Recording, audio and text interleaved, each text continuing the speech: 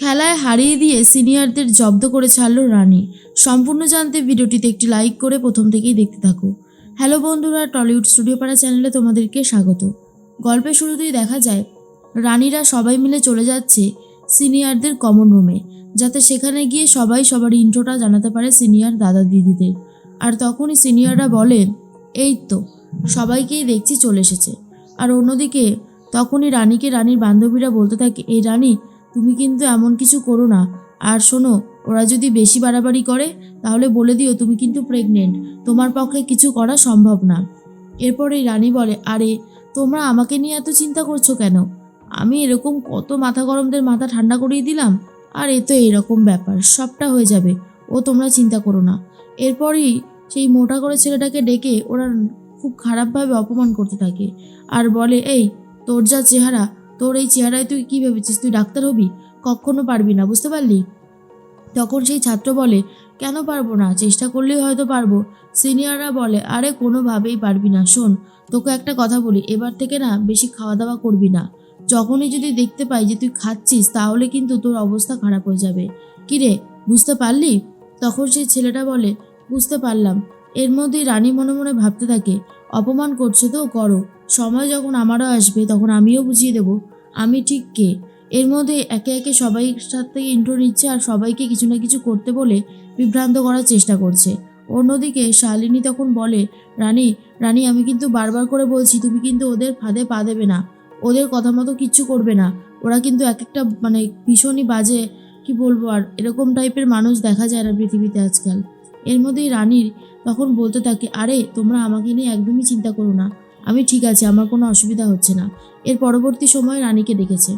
রানীকে বলে, আচ্ছা নাম বল।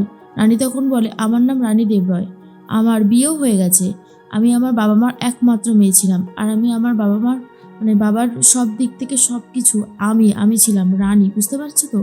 কথাটা শোনার পরেই তখন তারা বলে, বাবা এই বয়সে আবার বিয়েও করে নিলি, তোর তো মনে হচ্ছে ভীষণ তারা সব কিছুতে। রানী তখন বলে, আসলে কি বলো তো, মেয়েদের জীবনে অনেক পরিস্থিতি আসে যখন তারা ডিসিশন নিয়ে উঠতে পারে না, কিন্তু কিছু একটা করতে হয়। তার মধ্যে আমার বিয়েটা এসে পড়েছে, কি আর করা যাবে বলো? এখন বিয়েটাকে নিয়ে আমি আমার ডাক্তারি পড়াটা কমপ্লিট করতে চাই। তখনই একজন বলে, তা তো খুব ভালো, তবে সত্যি কথা বলতে গেলে তোর মধ্যে সেই স্পিরিটটা আছে। এরপরে রানী বলে, আমাদের ইন্ট্রো তো হয়ে গেছে, এবার তোমরা তোমাদের ইন্ট্রো দাও। কথাটা শোনার পর সিনিয়ররা বলে, কি বললি তুই কথাটা? রানী তখন বলে, এ মা, তোমরাই তো বলছিলে যে জুনিয়ররা সিনিয়রদের ইন্ট্রো দেবে, সিনিয়ররা জুনিয়রদের সাথে কথা বলবে, ইন্ট্রো দেবে, তবেই না মিলমিশ হবে। সেই জন্যই বললাম আর কি। প্রত্যেকটা ছেলে মেয়ে প্রচণ্ড রেগে যায় রানীর ওপর আর বলে, তোর সাহস দেখে আমরা সত্যি অবাক হয়ে যাচ্ছি, দম আছে বলতে হবে, কিভাবে পুরো ব্যাপারটাকে হ্যান্ডেল করছিস ভাব। রানী তখন বলে, এই শোনো, আমি আর কি করলাম বলো, তোমরাই তো আমাকে সাহস দিলে, আমি কি আর কিছু করলাম? অন্যদিকে সেই মহিলা, অজ্ঞাত অচেনা মহিলা, সে তো চলে এসেছিল সেনগুপ্ত বাড়িতে চিনি নিতে। চিনি নেওয়ার নাম করে ভালো করে পুরো বাড়িটাকে দেখে নেয়। এরপরেই তখন সে এসে সবার সাথে কথা বলতে থাকে আর তার পুরো টিম মেম্বার বলে, কেমন বুঝলে বাড়িটায়? তখনই সেই মহিলা বলে, যা বুঝতে পারলাম, বাড়িতে ওই দুপুর 4টের দিকে বাড়ির আসল যে সিনিয়র মেম্বাররা, এমনকি ছেলেরা থাকে না, এখন সবাই রয়েছে মেয়েরা। আর এই যে সুযোগটা, এটাই যদি কাজে লাগাতে পারি তাহলেই কেল্লা ফতে।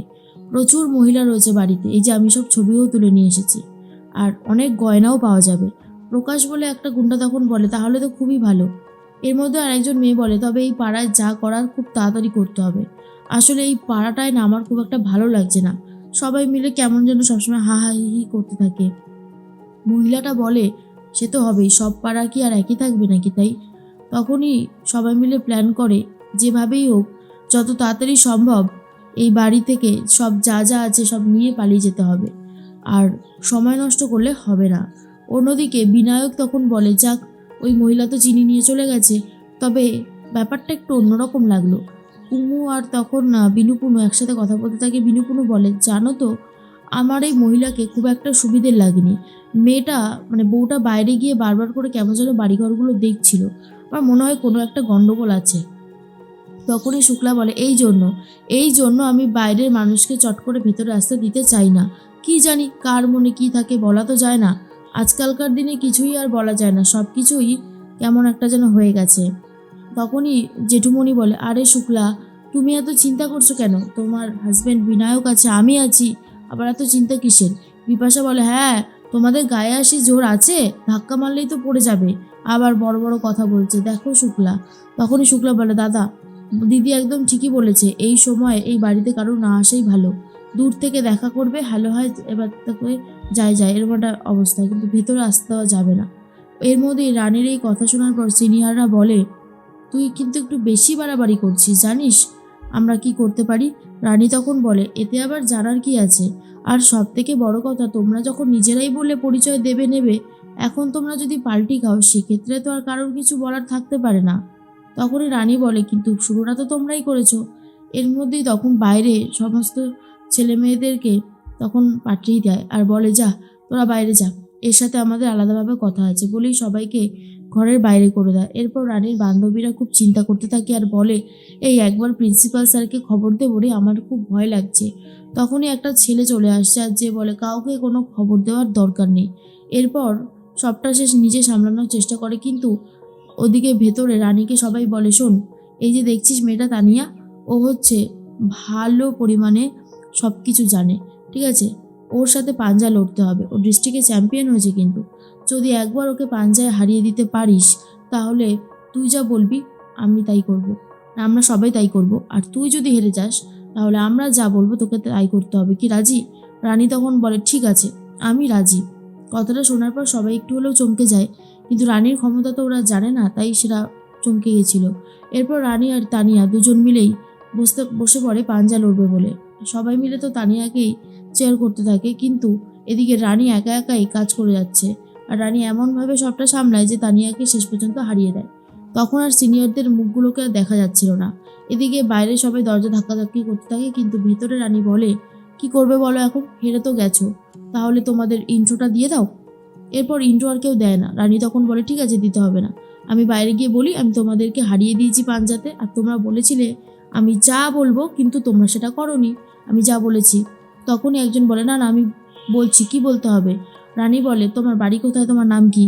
এরপর সে নাম আর বাড়ি বলে দেয়, কিন্তু রানীর তাতে পছন্দ হয় না। রানী বলে, না না না না না না, এইভাবে বললে তো হবে না, তোমাকে নেচে নেচে বোঝাতে হবে তোমার বাড়ি কোথায় আর তোমার নাম কি।